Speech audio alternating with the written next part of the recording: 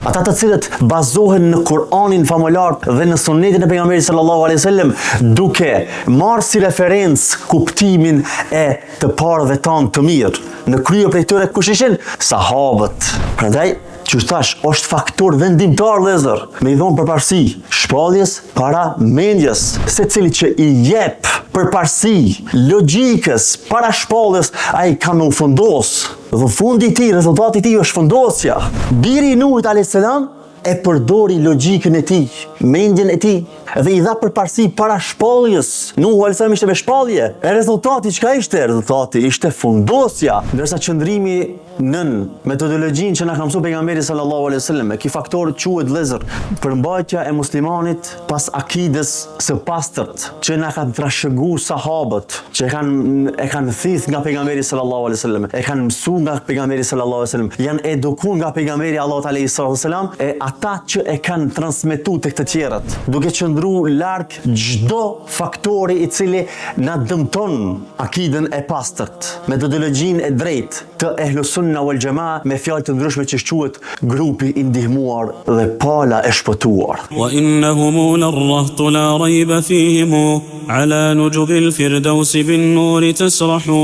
Falënderimet dhe lavdrimet i takojnë Allahut subhanahu wa ta'ala, atë të vetmin e falenderojmë, vetëm prej tij falje, ndihmë, udhëzim kërkojmë. Atë të cilin e udhëzon Allahu nuk ka kush që e devion, ndërsa atë të cilin e devion Allahu nuk ka kush që e udhëzon. Dëshmojmë se nuk ka Zot i cili e meriton adhurimin përveç Allahut te baraka wa ta'ala, dhe dëshmojmë se Muhamedi sallallahu alaihi wasallam është rob dhe i dërguar i Allahut. Paqja, mëshira, bekimet e Allahut qofshin mbi të, mbi familjen e tij të ndershme dhe shokët e tij fisnik. Vëllezër të nderuar, jemi duke qëndruar në hijen e temës që kemi filluar më herët rreth faktorëve që na ndihmojnë për të qëndruar stabil në fenë e Allahut subhanahu wa taala. Sot me lejen e Allahut xhella xhelalu do të qëndrojmë në hijen e një faktori tjetër që me të vërtetë është shumë i rëndësishëm, që muslimanët, nëse e kuptojmë këtë faktor mirë, është një mekanizëm shumë i fuqishëm dhe është një ilaç qysh me qëndru stabil në fejnë Allah subhanahu wa ta'ala.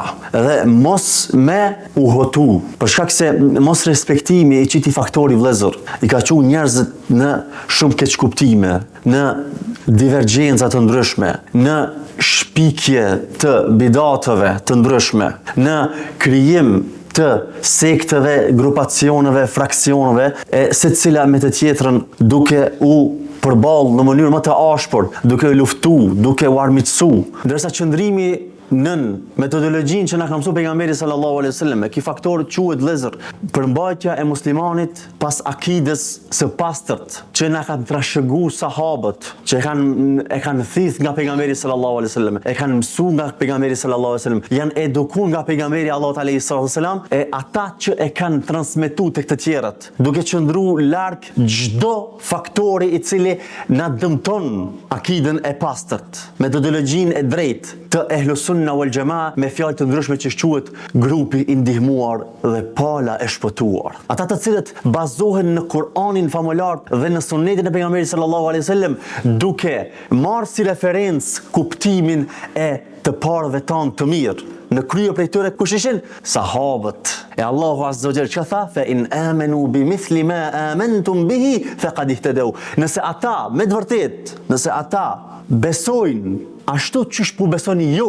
atëherë janë të udhëzuar. Prandaj vëllezër, çdo çështje e kopjes pas akides së pastërt, të përmbajturit, është për neve esencial që të qëndrojmë stabil në fenë Allahut azza wa jalla. Edhe pse është në një aspekt teorik, ka lidhje edhe me aspektin shpirtëror. Sepse kur e kupton fenë ashtu që na ka mësuar pejgamberi sallallahu alaihi wasallam, atëherë neve feja nuk na bëhet ngarkesë, sepse njerëzit vëllezër kur kanë fut me mendjen e tyre, dhe tash po vim ngadal, me mendjen e tyre kanë fut çështjen në fenë Allahut azza wa jalla, apo kanë larguar çështjen nga feja e Allahut subhanahu wa taala, atëherë janë hutu. Dhe me çatu bidate kanë qenë shkak që atyre me ngarku fejen, edhe nuk kanë mujt me majt gjatë këtë çështje. Prandaj vëllezër, në çështjen e përmbajtjes së akides së drejtë, së pastërt, faktori i dhënies përparësi të shpalljes para mendjes është kyç.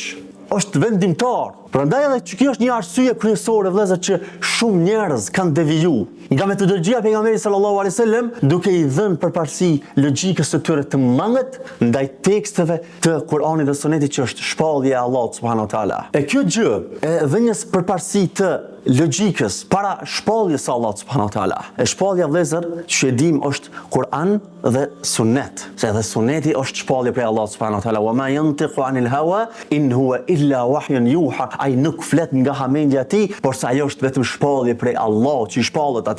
Kjo gjë vëllezër, dhe një përparësi edhe një herë, dhe një përparësi e mendjes, logjikës para teksteve të Kuranit dhe Sunetit, kjo çon në rënim të fetaris. Kjo çon vëllezër në shkatrim apo në rënim të ligjeve fetare. Kjo çon në cenim të ritualeve të fesë dhe çon në shembje të argumenteve të saj. Prandaj kujdesi duhet të jetë shumë i madh dhe duhet ta lutim Allahun subhanahu wa taala që na bëj për atyre të cilët me të vërtetë i nënshtrohen Allahut subhanahu wa taala. Sepse muslim është fjala muslim prej foljes esleme, që do të thonë me u nënshtru.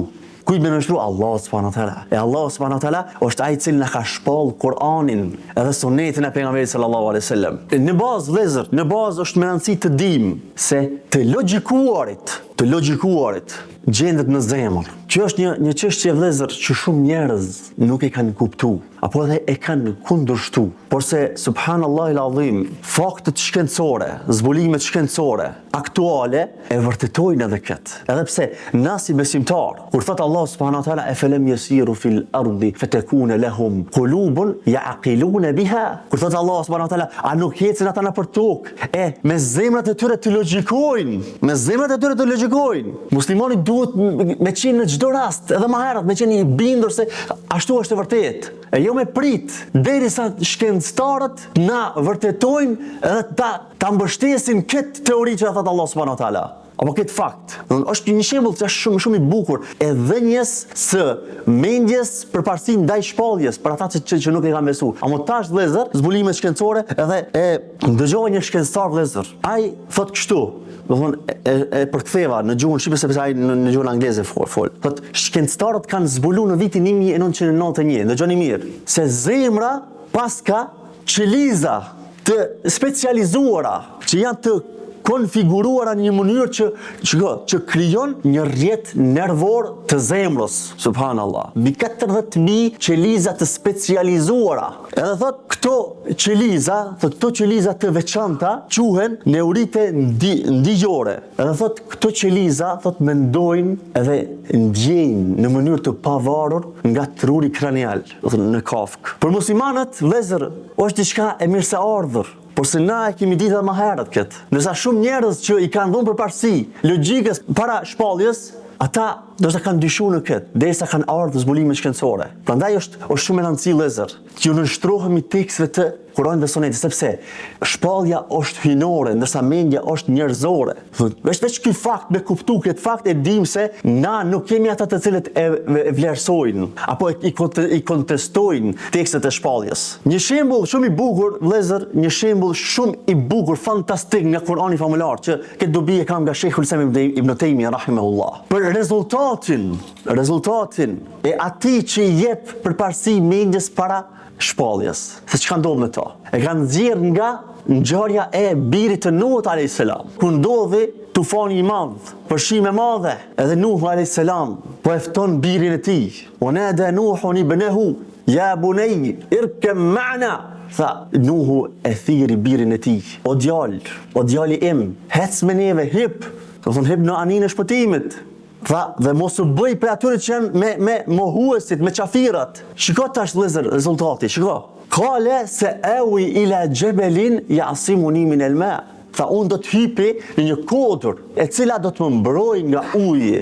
Nërsa Nuhu alayhis salam e kthej, tha, nuk ka sot mbrojtje përveç se atë që e mëshiron Allah subhanahu wa taala. Dhe nuk ka kursim, sot askush nuk do të kurset nga dënimi i Allahut përveç se atë që e ka mëshiruar. Edhe çka ndodhi pastaj?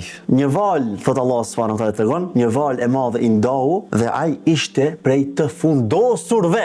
Biri i Nuhut alayhis salam e përdori logjikën e tij, mendjen e tij, Edhe i dha përparësi para shpalljes. Nuhu alayhis salam ishte me shpallje. E rezultati çka ishte? Rezultati ishte fundosja. Prandaj secili, kështu thotë Sheikhul Islam Ibn Taymiyah, secili që i jep përparësi logjikës para shpalljes, ai ka më fundos. Dhe fundi i tij, rezultati i tij është fundosja. Me një tjetër shembull, e ka sjell shumë bukur këtë analogji, fantastike, prej analogjive më të bukura që e tregojnë këtë relacion, që e shpjegojnë këtë relacion të bukur, marrëdhënie mes logjikës, mendjes dhe shpalljes. Thot, shpallja, Sheikhul Islam Ibn Taymiyah shpjegon, thot shpallja i ngjon dritës, do të dritës të diellit, ndërsa mendja apo logjika i ngjon syrit. Edhe nëse i ki funksional syt, nëse nuk ki dritë nuk shef, nuk din me udhëzu. Prandaj, kështu është me shpalljen. Edhe nëse kemi logjikët tonë apo mendjet tonë të shëndosha, nëse nuk ki shpallje devion, nëse nuk i përmbahesh shpalljes, nuk i nështrohesh shpalljes devion. Prandaj, që thash, është faktor vendimtar vëllezër, me i dhonë përparësi shpalljes para mendjes. Ndërsa, siç e kanë shpjeguar dietarët, në bazë nuk ka kundërshtim mes logjikës së shëndosh dhe shpalljes autentike. Problemet ndodhin atëherë kur nëse dikush referohet në diçka prej shpalljes Kuranit apo Sunetit, sidomos Sunetit, që nuk është autentik, dhe pastaj pretendon se po ka kundërshtim. Jo, nëse shpallja është autentike dhe mendja e shëndosh, atëherë nuk ka mundësi me pas kontradikt. Pse? Për një arsye të logjikshme, shumë të qartë, sepse Allahu është ai burimi që e ka kriju mendjen, edhe Allah është ai i cili e ka shpall. Kjo është Kur'anin edhe Sunetin e pejgamberit sallallahu alajhi wasallam. Prandaj nuk kanë mundësi me pas, sepse kanë një burim, nuk kanë mundësi me pas kontradikt. E sikur të ishte prej dikë tjetër përpas Allahut, siç thot Allahu subhanahu wa taala, "Walau kana min indi ghayri Allahi lawajadu fihi ikhtilafan kathira." Sikur të ishte prej dikë tjetër përpas Allahut, aty do të gjenin shumë kontradikta, ama është prej Allahut subhanahu wa taala. Prandaj nuk ka mundësi me pas kontradikt. Disa arsye vëllezër në mënyrë të shkurt, në formë të shkurt, me lejen e Allahut azza wa jall, rreth rrezikut. Pse është shumë e rrezikshme me i dhënë përparësi mendjes logjikës para teksteve të Kuranit dhe Sunetit para shpalljes? E para, si hyrje, se Kurani edhe Suneti siç tham është shpallje prej Allahut, ndërsa logjika, tek njerëzit, ajo është e mangët. Njerëzit, vëllezër, kanë mundësi me harru. Njerëzit kanë mundësi mos me kuptu. Edhe çish ka mundësi njeriu me i dhon përparësi, diçka që është njerëzore dhe asaj që është hyjnore. Kjo është arsyeja e parë, shumë e rëndësishme. Pastaj e dyta, kanë thonë dietarët vëllezër, njerëzit me logjikët e tyre, me mendjet e tyre dallojnë. Dikush e ka kuptimin e thukt, kupton mirë, kupton drejt, e dikush tjetër ka grada të ndryshme këtu. Nuk kupton mirë. Edhe ndryshojnë, dallojnë, nivelet e logjikave dallojnë. Edhe tash nëse ja lojnë çështjen logjikës së njerëzve, atëherë padyshim se kanë me pas këç kuptime apo kanë me pas divergjenca. Njerëzit po kanë divergjenca kur e kemi shpalljen, kur e kemi shpalljen Kur'anin dhe Sunetin, e çish kishte kon puna mos me pas Kur'anin dhe Sunetin e pejgamberit sallallahu alajhi wasallam. Padyshim se do të kishin divergjenca edhe më shumë, do të kishin kontradikte edhe më shumë. Pastaj kanë thonë në bazë, nuk kundërshtohen me njëra tjetrën. Ajo që është e shëndosh prej mendjes, prej logjikës, edhe nga shpallja e autentike, nuk ka mundësi me pas kontradikt. Pastaj kanë thonë po ashtu, kjo është shumë e rëndësishme. Në bazë kanë thonë feja apo shpallja nuk ka ardhur me diçka që nuk mundet me perceptu mendja. Në bazë ka mundësi me qu tek disa në huti apo në dyshim në rënd të parë, që nuk e kupton mendja individuale e dikujt, apo nuk arrit me perceptu, apo me diçka që nuk ka mundësi, pa mundësia nuk është evidente. Pse? Sepse Allah subhanahu wa taala vëllezër nuk ka shpall diçka që nuk mundet njeriu me perceptu. Edhe në rast se nëse ki dyshim, në ndonjë rast, vjen ndonjë tekst që nuk e kupton mendja jote, nëse nuk e kupton, nuk e percepton logjika jote, çka duhet me bëu muslimani këtu? Muslimani duhet me thonë, amanna bihi kullu min indi rabbina. Na i besojmë kësaj, çdo gjë është prej Zotit ton. Apo në ajet tjetër, semi'na wa ata'na, na ndëgjum dhe na ndjekim, i nështrohemi. Pse? Sepse na jemi musliman. Edhe nëse do duket diçka e dyshimt, nëse do duket diçka e çuditshme, Atëherë ti veç çfarë dush me thonë, veç jo nështrova Allah subhanahu wa taala. Gabimi është te unë që s'po kuptoj, që s'po arri me kuptu. Dhe kjo është një pikë fundamentale vëllezër, që duhet me kuptu. Edhe kjo e fundit tash, edhe me këtë me lejen Allah ta zot për përmbylli, kanë thonë dietarët rreziku i madh që i kanoset atij që i jep përparësi logjikës, mendjes para tekstit të Kuranit dhe Sunetit pejgamberit sallallahu alajhi wasallam, është fakti, do thonë i dukshëm në realitet se njerëzit që i kanë dhënë përparësi kanë përfunduar shumë herë në ateizëm, në kufër, në mëkate, në shpikje, në bidate të ndryshme. Dhe kjo është e dukshme, e njohur, për shkak se e kanë përdor logjikën e tyre të mangët. Çka ka të keqe nëse unë them 100.000 herë në këtë formë la ilaha illallah, kanë fut shpikje. Çka ka të keqe nëse unë e festoj ditën e pejgamberit Muhammed sallallahu alaihi wasallam? Çka ka të keqe në këtë, çka ka të keqe në këtë? Ka vendos mendjen e tij dhe kanë përfunduar në bidate shumë të orrëshme. Edhe shumë herë e kanë ngarkuar veten me adhurime, me gjëra që Allahu subhanahu nuk ka shpall argument për to. Edhe pastaj ju ka ngarkuar shumë, edhe e kanë lënë krejt. Se për shembull një prej bindjeve që është padyshim, është domethënë prej mendjes së njerëzve, nuk është prej shpalljes së Allahut subhanahu wa taala. Është që kanë thonë se duhet me i fal krejt recatët, edhe sunetin edhe farzën, e kanë bërë këtë farz. Edhe së njeri pastaj e ka lënë namazin apo nuk e ka fal fare namazin, nuk e ka nis fare namazin për shkak se ka qenë vështirë, ngarkesë me të cilën Allah nuk e ka ngarkuar. Nëse Allah nuk ngarkon me diçka, edhe ti e vepron edhe insiston në çat, duhesh me pas parasysh se çajo ka me të mulë ty. Për shkak është shumë relevante dhe shumë e rëndësishme, esenciale me u kthy tek metodologjia e pejgamberit Muhammed sallallahu alaihi wasallam. Sepse kështu e ruajmë këtë qëndrueshmëri në fenë Allah azza për shkak se është e lehtë, nuk të vështirësohet. Njerëzit kur ja vështirësojnë vetes gjërat me çështje që nuk ka shpall Allahu, argument, edhe nuk e ka mësuar pejgamberi sallallahu alaihi wasallam, duke përdorur logjikën e tyre, atëherë kjo ka rezultuar shumë herë në braktisje të riteve fetare, braktisje të adhurimeve të fesë sa Allah subhanahu wa taala. Prandaj vëllezër, këtu me lejen Allah azza po ndalemi, herën e ardhshme po vazhdojmë edhe pak me lejen Allah azza në këtë frym, sepse është me vërtet një temë shumë e rëndësishme që duhet me pas muslimanët parasysh, një faktor shumë i rëndësishëm i cili na bën të qëndrojmë stabil në fenë Allah subhanahu wa taala. Dhe një përparësi të shpalljes ndaj logjikës apo mendjes.